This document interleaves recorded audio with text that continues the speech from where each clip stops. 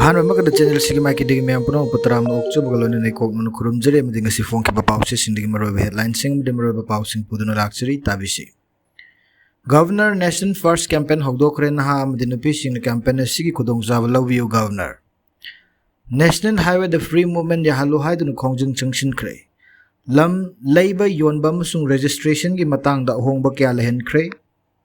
ka session da khoi amatani mitei singi marak ta khena ba leite ha basi ulasi WMC Nation First Address 75 campaign ki manung channa khangat laba motive 75 puthok tuna utli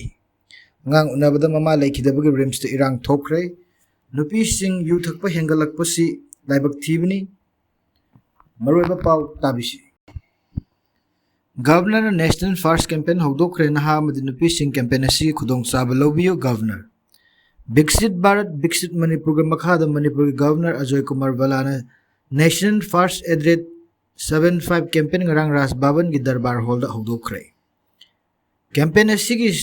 swar nari saksit paribar abhiyan ga punna saminaduna Manipur progress in look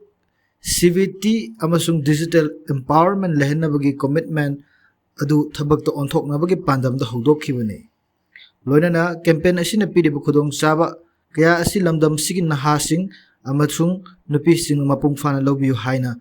governor na phongdokre thorom adu da governor na achoba thodang loduna amadi service manga maru oina GlobeNet Manipur Greenvas Redressation Portal Manipur Mixed Union Mapangal Kankhatnaba Delhi Bangalore amasung Hyderabad Mitigation Support Center Sana Kevin Crew Placement Gidamak Residential Skill Development Program amasung Transport Development ki Digital Service amasung Portal Marisu launch tauki National Dairy Development Board ki initiative ki saruk ama oina Manipur Dairy ki pothok hena pothok na ba governor na crore manga ki check amasung Manipur Milk Union da kusin na bagal loina na kaksing da kilometer ani ki bulk milk cooling center amasung inaugurate tauki loina na Kevin Crew oina khalaba trainee ahum dasu governor na certificate yanthoki Nation First Address 75 campaign hogdopagi program da governor Ajoy Kumar Balana hai India na ningkha tamba chahi 100 ga manga surak padagi thoram pangthokpaga loina na program asi lebak asigi progress amasung lebak asigi citizen singi yaifana batawgani haiba government adusu yauri Prime Minister Narendra Modi vision adubu pukning thogol aduna mahak na hai Manipur lenga ngasi thabak kaya ama launch tawriba asi Prime Minister ngarang launch tawkiba Swarnari Saksit Baribar Avian SNSPA ga puna chapminanavani September 13 gi October ani fawda SNSPA gi campaign of public health facility chahum ga yankhai henda nupa gi health focus pigani Nation First 75 campaign na rural development environmental schooling fitness entrepreneurship fit India PMGANMN Entrepreneurs District amasung vocal for local make in India ke thabuk singda employ tawani NSPA campaign ga loina na women's empowerment special focus pigani GlobeNet Manipur na citizen government interact tawduna miyam gi pendaba adu fongdok naba transparency puraknaba accountability leina naba thuna resolution puraknaba gi portal oigani loina na Manipur mix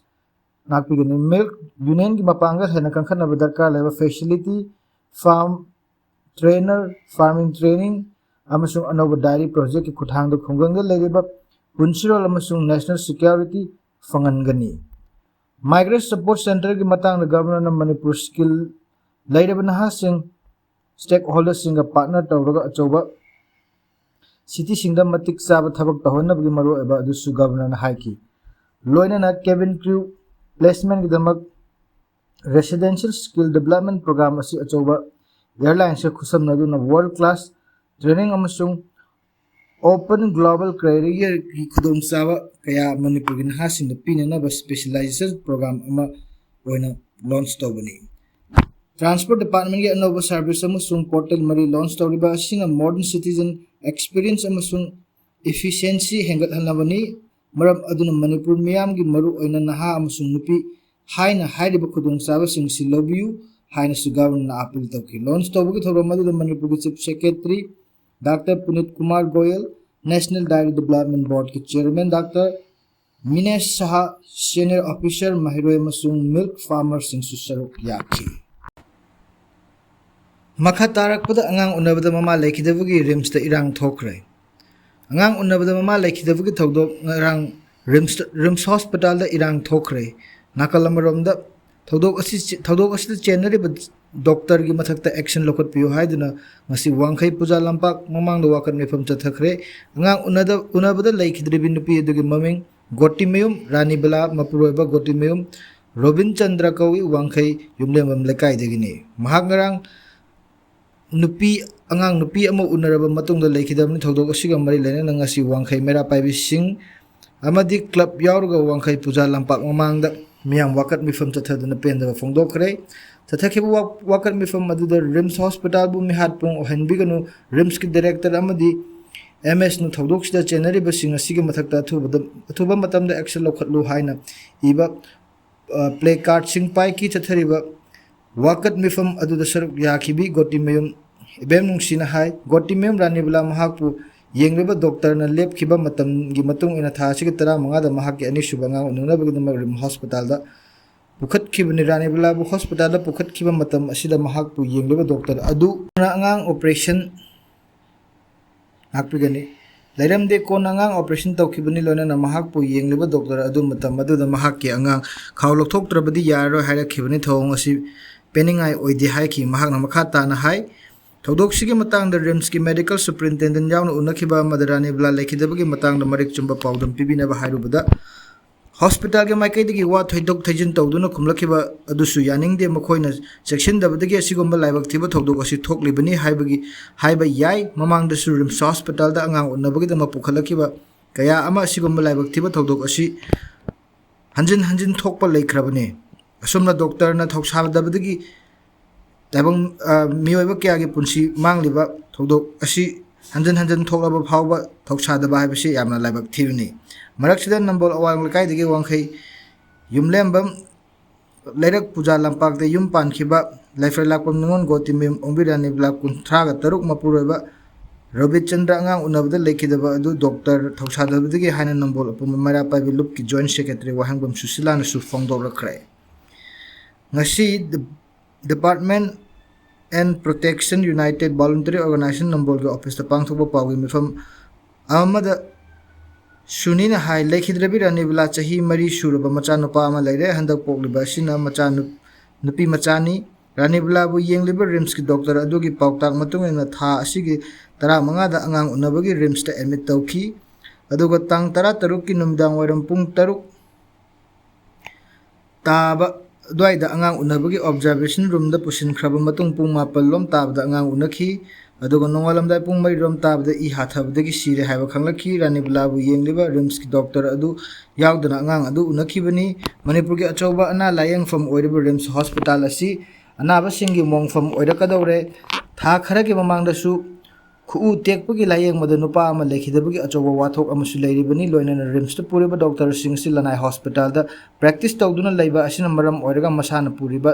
lying लेबा अनाबसिंग पुंगिंग चंगद्रे रानीबला मिसिगा मरी लेनना health director अमदि RIMS की medical superintendent अमदि नुपा मयुम लोइनना नुपी मयुमगी मिसिंग यावना कुपना खन्नबगा लोइनना रानीबला अंगांग उनबदा यावखिबा डॉक्टर सिंगी सस्पेंड तौबा रानीबला मिसिदा चेनरिबा डॉक्टर सिंगी मथक्ता इंडिपेंडेंट बॉडी अमन इंक्वायरी तौहनबा अमदि मिसि असिदा चेनरिबा डॉक्टर थबक्तगे लौथोकपा हाइना तक्सिनखी हारिबसिंग असि नुमित हुमनी फावबगी मनुंग थबक्ता ओंथोक्त्रबदि मखल मखा कयागी खोंजंग चंगसिलनबा